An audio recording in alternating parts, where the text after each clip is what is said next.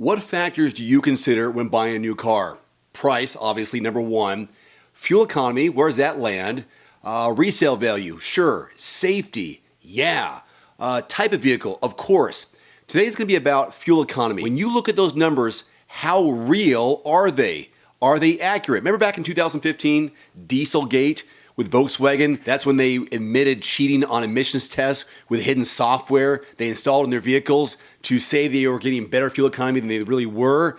Cost them billions, their reputation was ruined, still carries over into today. What if these EPA fuel economy ratings on those stickers outside the car weren't correct? Well, let me give you some information here. Your mileage may vary. Unfortunately, that's kind of a blanket statement that kind of covers their ass a little bit. EPA fuel economy estimates are based on standardized tests designed to reflect typical driving conditions and driver behavior, but several factors can affect your miles per gallon, like how and where you drive, vehicle condition and maintenance, fuel variations, vehicle variations, engine break-in. How new is that engine? Therefore, this EPA rating is more a tool, a useful tool to compare the fuel economies of different vehicles, but may not accurately predict the average miles per gallon that you get.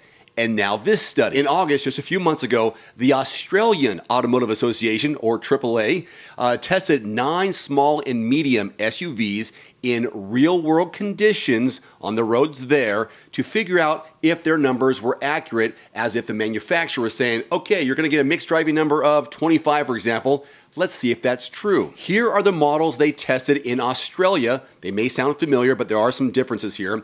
Hyundai Kona, Toyota RAV4, they received the worst results in Australia, each using 13% more fuel than the manufacturer reported based on lab testing.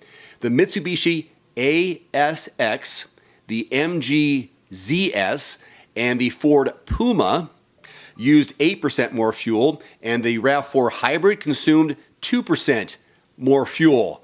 Is that discouraging to you? I'm a little surprised. Only the Nissan X-Trail, Hyundai Tucson, and the GWM Haval Jolion, used less fuel than their lab test results reported. Now, why do these results matter? Why should they matter to you?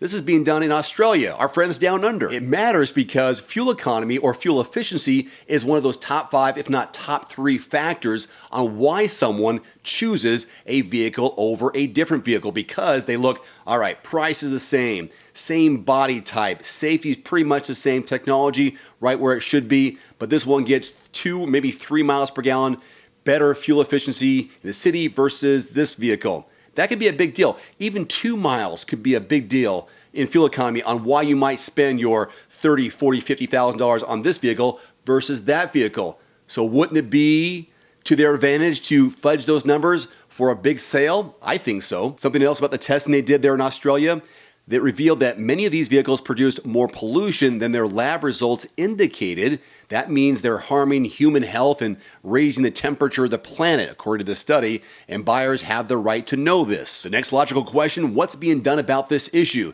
The group down there, the AAA in Australia, will continue testing vehicles to give their buyers more accurate information about what they're getting and what the results are. They have a $14 million program that plans on testing about 200 vehicles over the next 4 or 5 years to get more information to put out to buyers, which could filter into the U.S. because if this is happening on their RAV4s in Australia, what's to say it's not happening to a RAV4 in America? This quote from the managing director at the AAA in Australia: Australian families and fleet buyers can place their faith in the reliability of these results and now buy vehicles safe in the knowledge that they have the information needed to fully understand a car's running costs and the environmental performance of that vehicle. This program gives consumers, actually anywhere, the information they need about each car's fuel efficiency and environmental performance, and it will drive down demand for models that overpromise and underdeliver, end quote. And that's what it really comes down to, right? If a manufacturer is overpromising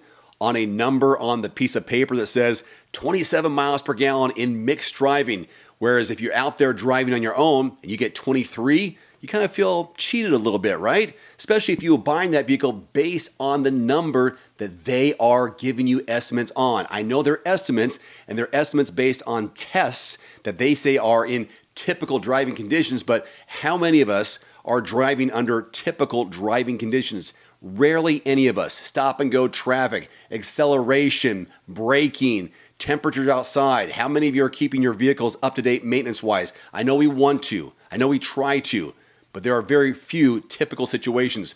Anyhow, I wanted to pass this along because of Dieselgate a few years ago. I know it was about 8 years ago, but still, this is a factor that you should consider. And Australia is doing some testing and finding out the results they see on the sticker doesn't match their real world tests. Let me know if you have any experience with your fuel economy on not getting what you're supposed to be getting, or maybe you're getting better. I'd love to hear your thoughts. Today's video is brought to you by The Cold Plunge. Use discount code DAVE150 at checkout at thecoldplunge.com. Immediately save $150 off your purchase.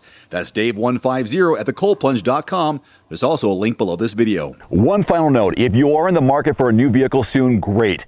Connect with your local dealership and price and test drive at least 3 different vehicles. A vehicle's strengths and weaknesses can only be discovered when you are behind the wheel. My reviews can be good, but you need to test drive these yourself.